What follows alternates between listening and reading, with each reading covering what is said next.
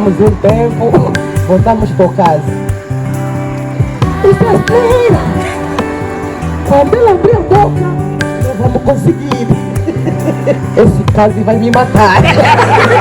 O caudal que faz fronteira entre Luquembo e Cambum de Catempo, perguntamos se não passou nenhum IAS com o timbre do FAI. Quando chegar com o colega, o que é que se passa? Não, ligamos o GPS, mas o GPS também nos disse que aqui mesmo terminou a nossa viagem.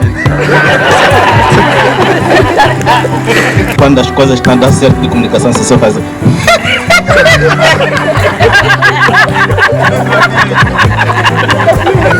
Quando não está?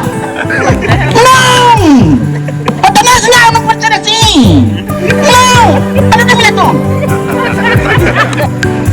Josimar teve que viajar de noite e voltar dia seguinte às madrugadas. Assim o companheiro Yuma já notou, faltam X cartões. 87. E uma coluna, está a faltar um. Mas está a faltar um como? Epa, mas eu não vou falar muito. Tem um link ali. Vamos para a reunião agora. Sexta-feira, a hora de sair, 15 horas, você está aí. Mas que, sozinho?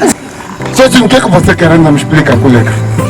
É assim, diretor Alexandre, o ficheiro que nos mandou não está completo. Esse ficheiro não está nada completo. Não sei, ontem já falamos disso, enviaram várias vezes, não sei. Esse ficheiro vai me matar, meu Deus. Depois um dos funcionários deu um toque a dizer que a colega Júlia estava a me chamar.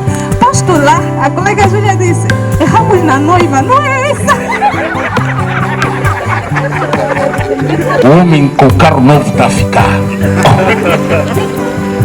O pula sai do carro. Então temos que andar, meu, senão a noite vai nos apanhar aqui no caminho, aqui tem leões. O faz me faz pensar que nem tudo é o que pensamos. Às vezes temos que enxergar o além. Quando eu acordo e caminho, que é para estar lá a cadastrar pessoas que quando me veem mostram a sua felicidade. Ao enfrentar batalhas, faz-me viver sensações que nunca antes foram vividas. E o faz hoje me fez perceber que dar-se aos outros é melhor do que para mim mesmo.